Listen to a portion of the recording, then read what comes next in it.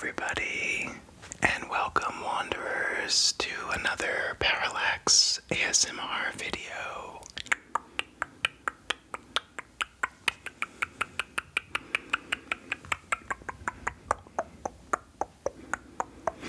Today I just wanted to ramble about this board game that I really like for no reason other than I wanted to, and some of the pieces look really cool and make nice, satisfying noises.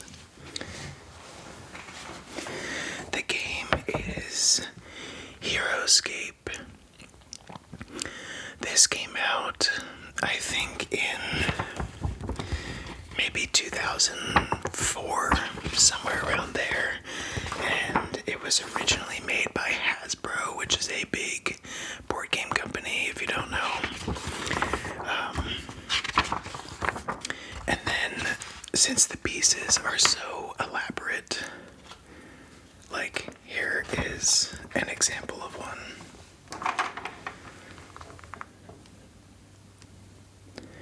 Since the pieces are so elaborate, the cost to produce and manufacture the game was unusually high, and I think that's why Hasbro had to discontinue the game, which is a real shame because the game is so cool.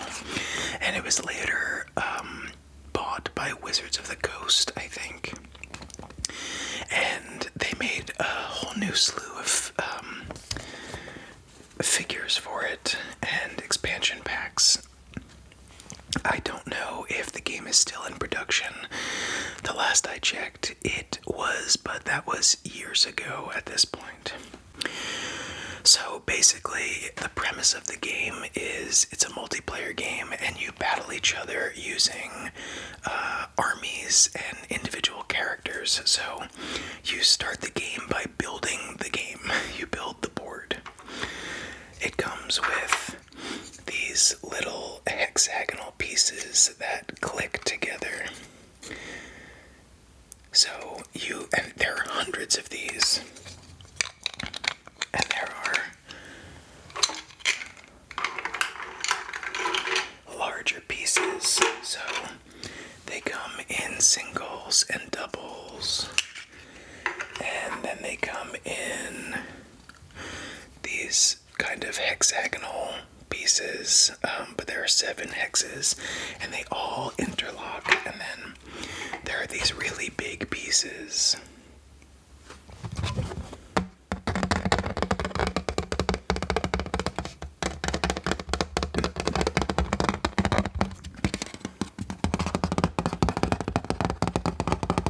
And they all interlock together, so you build the board, and they stack on each other. So you can build hills and mountainsides and cliffs, and there are also, I am massively unorganized, there are also these water pieces.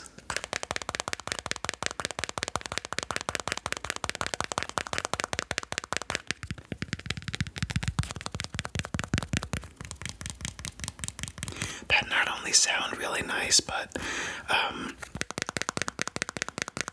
they let you customize the board further, and they impede your movement, your character's movement on the board, so they play a pretty big role in the actual game. But putting together the game is just the first part, or building the board rather. Putting together the board is just the first part of the game. After that,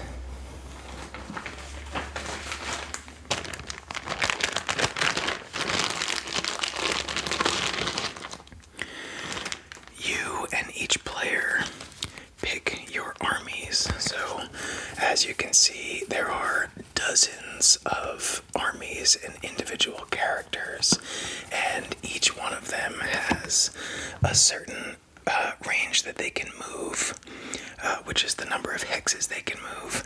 A certain range they can, their range is how far away they can attack from. Their attack is the number of dice that you roll for the attack, and the game comes with special dice. And then defense is the number of against an attacker. And then each character, you can see down here, has a point value assigned to them, and then up here they have a number of lives. So when you're picking your army, you basically decide with everybody else, okay, we're going to play a 500 point game. So into this game that I forgot that I meant to be tapping throughout all of this.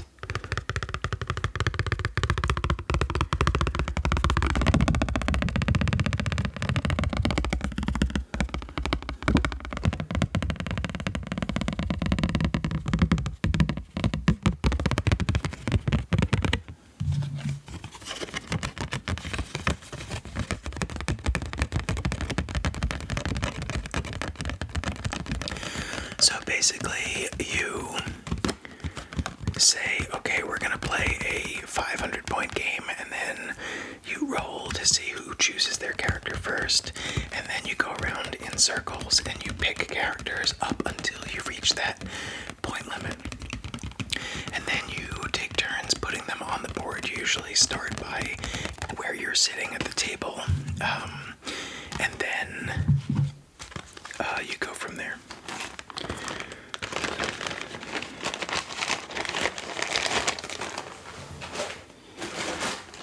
Before I get into some of the characters, I actually wanted to show you some other things that come with the game.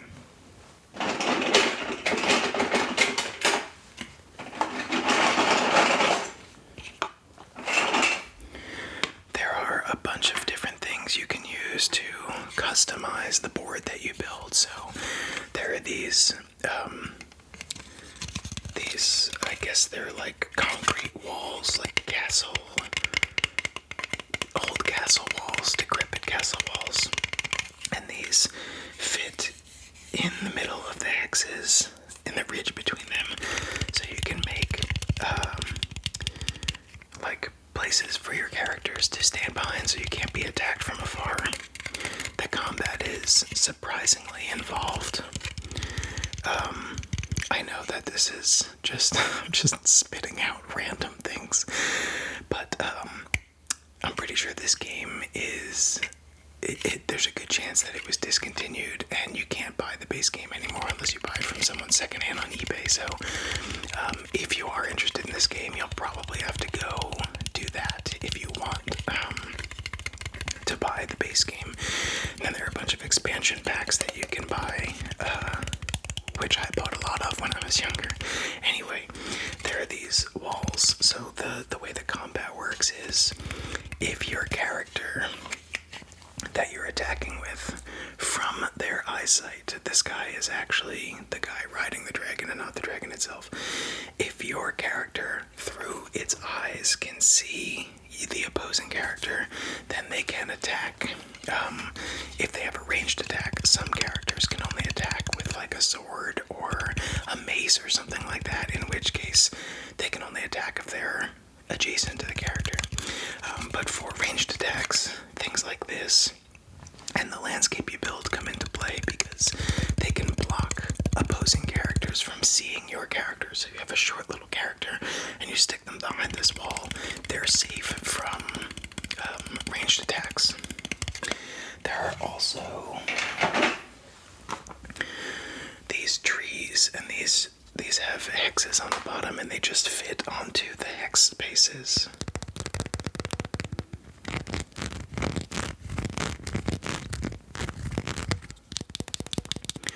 These can also impede a character's vision so that they may or may not attack, and there are different size trees.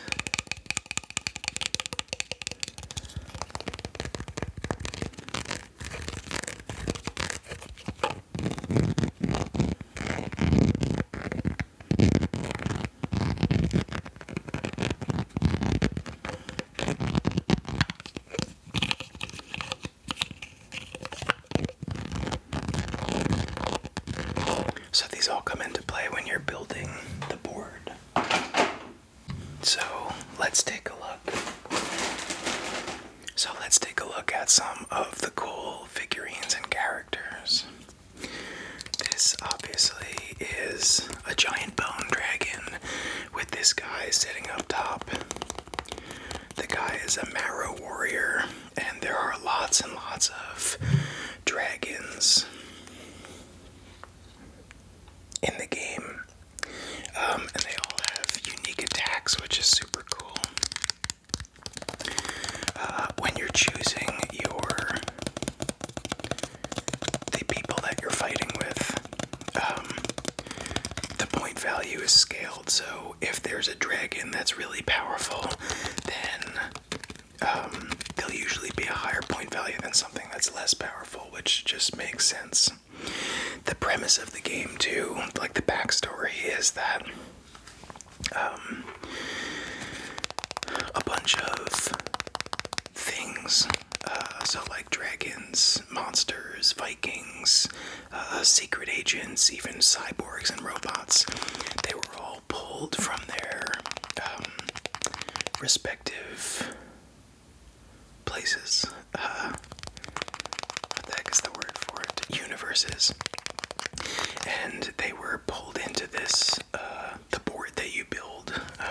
I forget what they call it, but they were all pulled into this world, this dimension, this unique dimension where your board exists, and they battle each other.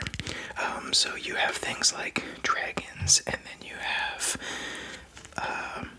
like these Viking type characters. It's like an angel Viking. I think her name is Raylin.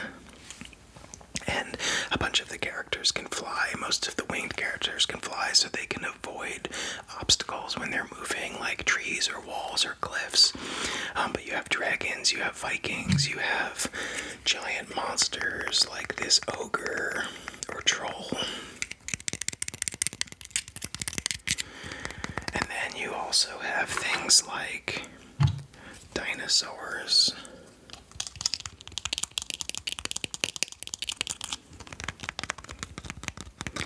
Talking about this makes me realize just how nerdy this game is, but it's so cool. If you like board games and you're able to find it somewhere, I definitely recommend getting it.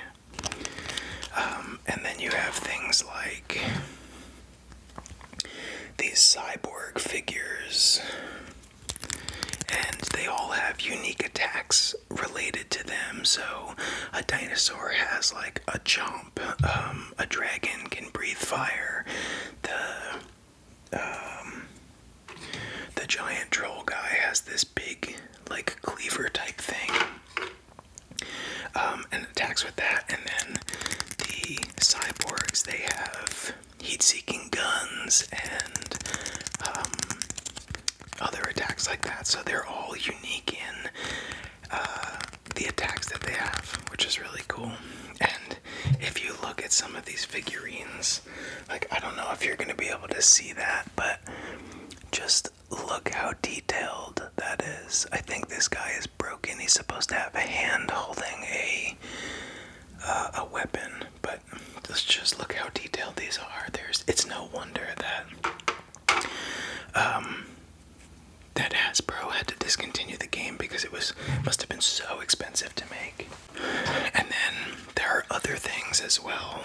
So like this giant thing, it clips onto the hexes, and this is it's like a spawn point for these other characters called Marrow Warriors.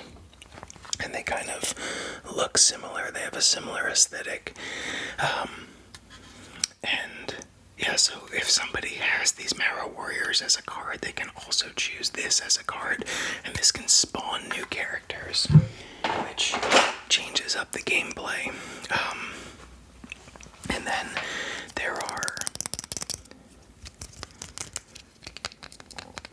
different types of character cards. So you have like the big guys, those are called heroes, and you get one figure. And when it's your turn, the movement is a little bit convoluted, so you don't move all of your characters during each turn. At the beginning of a round, you have these turn order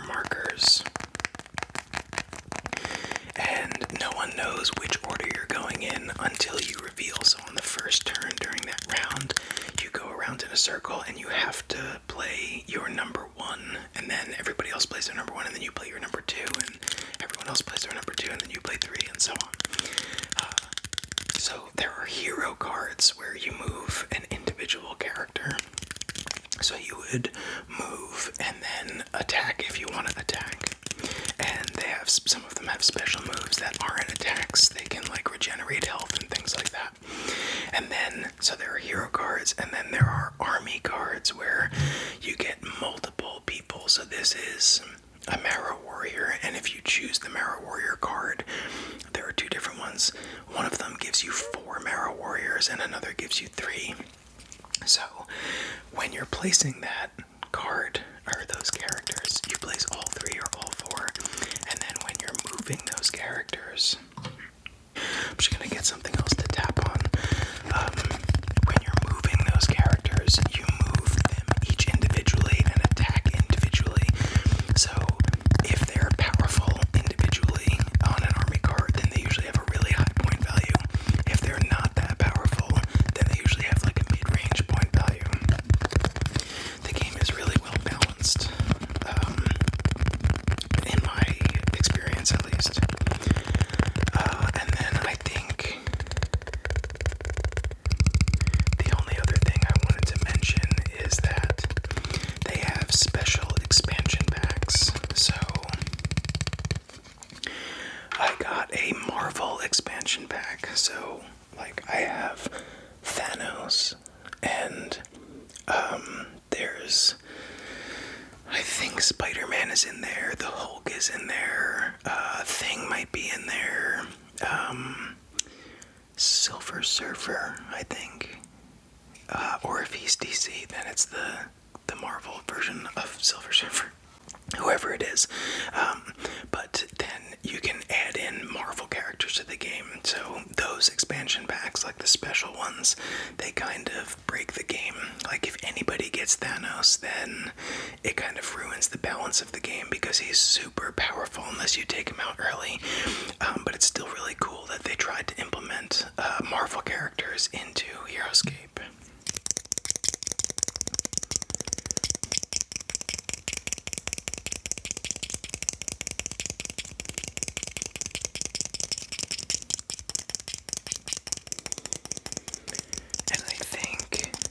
That's all I have to show you. But I guess I could show you some of the other characters. It's kind of hard to get the camera to focus. I have to cover my face. Here's another guy. He's a troll. I forgot to mention that there are road pieces. So the way movement works is if you're on grass or rock or sand, your movement is normal. If you are on road for your entire turn, you take +2 movement because it's easier to move on road. If you land in water, your movement stops immediately. Unless you're a flying character or certain other characters that can move in water. Most of the things like that are thematic, so if it's like a fish-based character or something like that, I don't think there is actually one of those, but something like that would be able to move through water. The Marrow Warriors and everybody that's related to Marrow, they can move through swamp without slowing down, whereas everybody else gets reduced movement and has to stop anytime they hit the swamp. Here is Iron Man. He is obviously from the Marvel expansion. This is Red Skull. He's also from the Marvel expansion. There are Vikings. There are Krav Maga agents. There are samurai. They're all pulled from different universes, which is just really, really cool. So anyway, thanks for letting me nerd out on one of my favorite board games from when I was younger. I haven't played this in a while because I got more into strategy-based board games. There is some strategy in this, but there's also a lot of luck, and I kind of tend to prefer like hardcore strategy games now. But thank you for letting me share this nerdy interest of mine. I would love to know if any of you have played this game because I feel like it's not very common despite being really, really cool. And if you have played, tell me who your favorite character is. Mine is Severus. He's an archer and he can fire from 9 spaces away.